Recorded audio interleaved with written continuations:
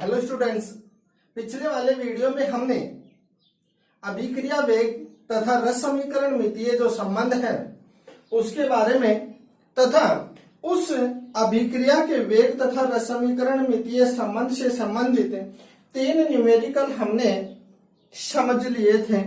आज हम स्टार्ट करेंगे अभिक्रिया का वेग एवं वेग स्थिरांक।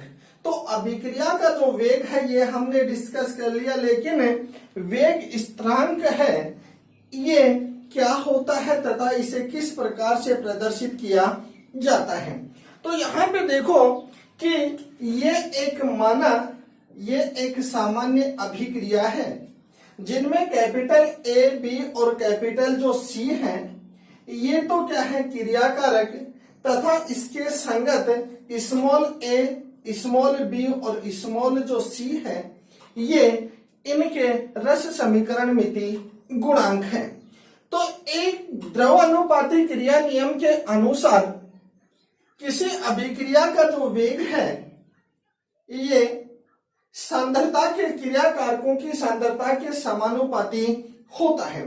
तो जो अभिक्रिया जो दे रखी है उस अभिक्रिया के लिए यदि अपन अभिक्रिया का वेग लिखें तो अभिक्रिया का जो वेग है ये द्रवानुपाती क्रिया नियम के अनुसार किसी अभिक्रिया में प्रयुक्त क्रिया कारकों के सक्रिय द्रव्यमान के गुणनफल के समानुपाती होता है।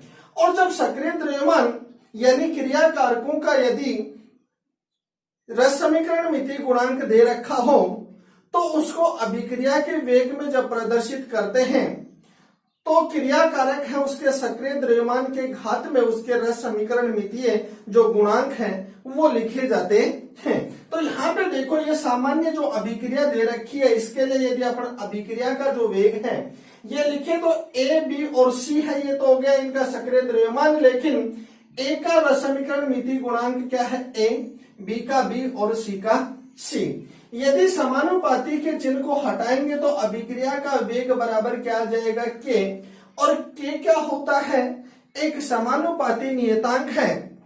और ये जो समानुपाती नियतांक है इसे क्या क्या कहा जाता है तो यहाँ पे देखो जो के है इसे वेग नियतांक, वेग स्थिरांक, वेग गुणांक या विशिष्ट अभिक्रिया वेग कहा जाता है। तो ये जो चारों जो नाम है ये एक ही है कि वेग नियतांक भी इसे कहते हैं, वेग स्थिरांक भी के ही है, वेग गुणांक और विशिष्ट अभिक्रिया वेग ये के क्या है नाम है। और के समानुपाती नियतांक होता है। जो के होता है इसका जो मान है ये पदार्थ की प्रकृति तथा ताप पर निर्भर करता है। यहां तक हमने डिस्कस कर लिया।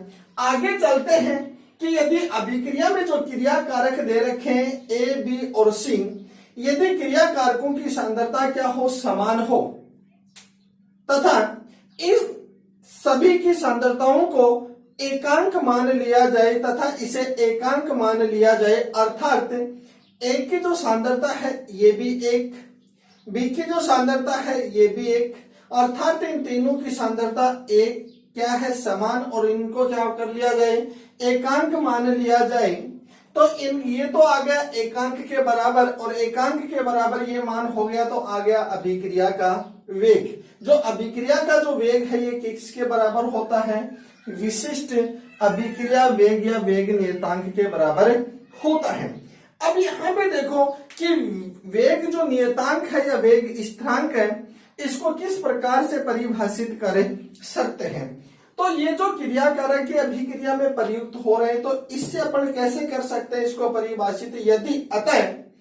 यदि किसी अभिक्रिया में प्रयुक्त क्रिया कारकों की सांद्रता एकांक हो तो अभिक्रिया का जो वेग है वो ही वेग नियतांक कहलाता है।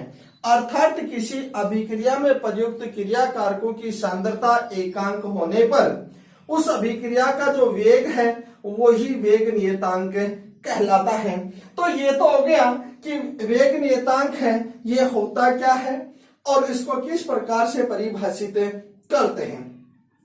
तो परिभाषित करने का तरीका अपन ने निकाल लिया।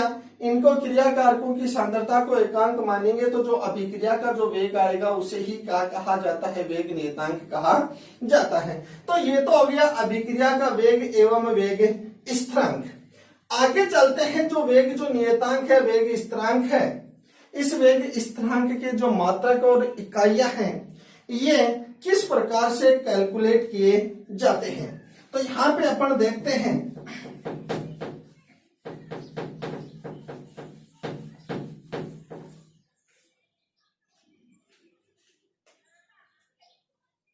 वेग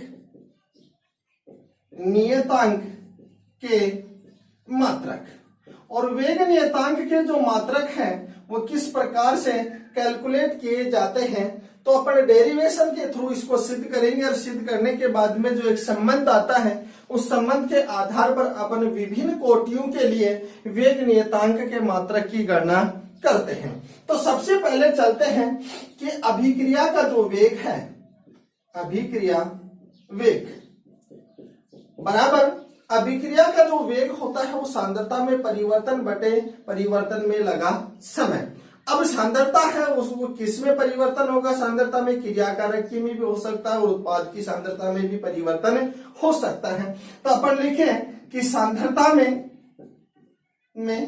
परिवर्तन बटे परिवर्तन में लगा समय। तो ये तो हो गया क्या है, अपन अभिक्रिया जो वेग है इसको इस प्रकार से लिखा जा सकता है, या इस प्रकार से अपन लिखे सकते हैं। यदि अपन आगे चले तो अभिक्रिया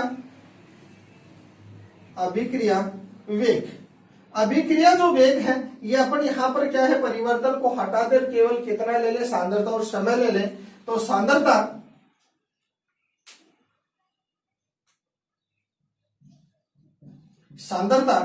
इंटू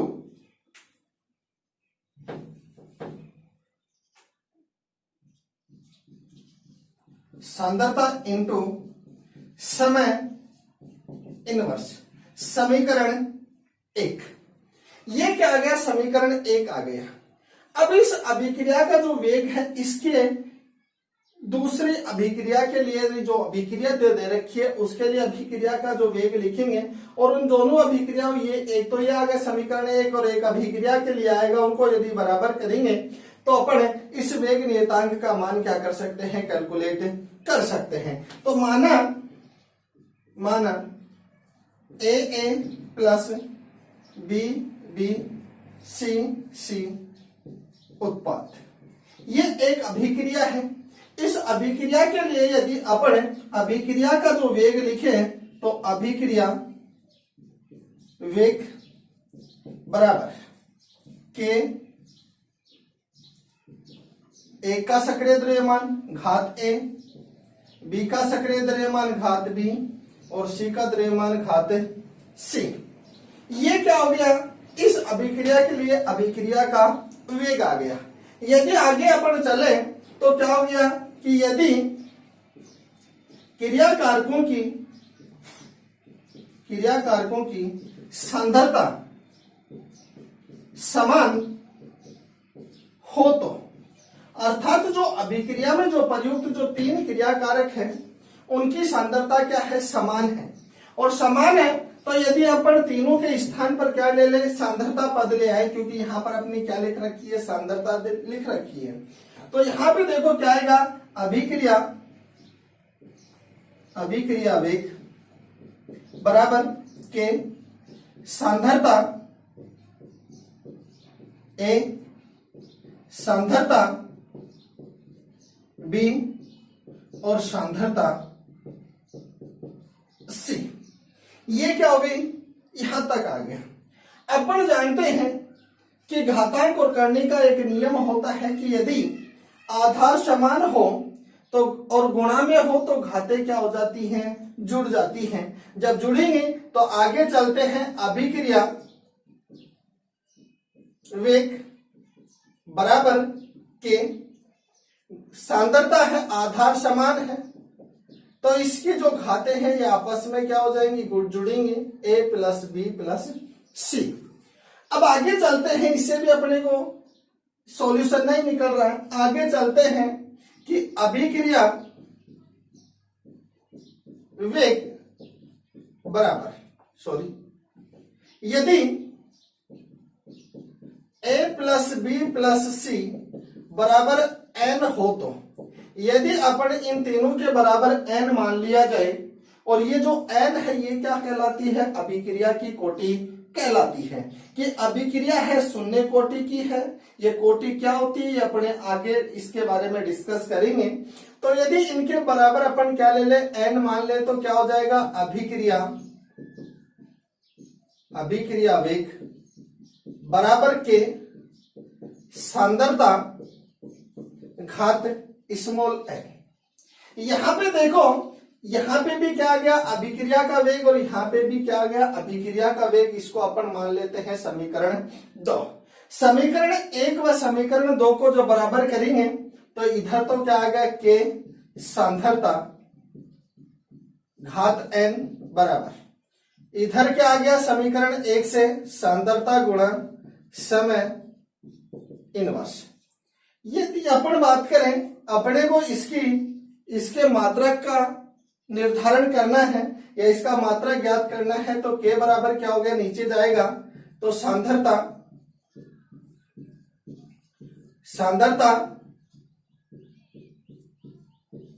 n गुणा समय इनवर्स। यहां तो क्या हो गया ये। अब यहां पे देखो, आधार समान हो और बटे में हो तो घातें क्या हो जाती है, घट जाती हैं। और जब घटेंगे तो क्या हो गया, के बराबर इसकी घात क्या है, 1। तो सांद्रता 1 माइनस n ऊपर जाएगी तो नेगेटिव गुणा समय इनवर्स। अपन जानते हैं कि जो सांद्रता होती है, चूंकि सांद्रता बराबर मोल प्रति लीटर। इसके स्थान पर यदि अपन मोल प्रति लीटर लिखेंगे, तो क्या आ जाएगा, के बराबर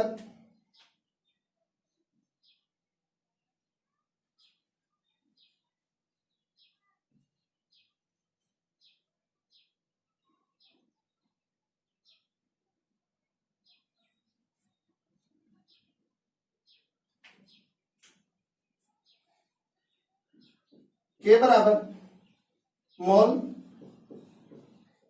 प्रति लीटर 1 माइनस n इंटू समय इनवर्स। ये क्या आ गया, समीकरण 3। और ये जो समीकरण 3 है, इस समीकरण 3 की सहायता से अपन अभिक्रिया की कोटि के लिए वेग नियतांक का निर्धारण कर सकते हैं। कि अभिक्रिया शून्य कोटि की है, क्योंकि जो ये स्मॉल n है ये क्या किसको प्रदर्शित करता है, अभिक्रिया की कोटि को। यदि शून्य कोटि की अभिक्रिया है तो n बराबर अपन क्या लिख देंगे, 0, और इसको कैलकुलेट कर लेंगे। यदि 1 है तो अपन लिख लेंगे 1, 2 है तो 2। इस प्रकार से इस समीकरण 3 की सहायता से हम विभिन्न अभिक्रियाओं की कोटियों के लिए वेग नियतांक का निर्धारण कर सकते हैं।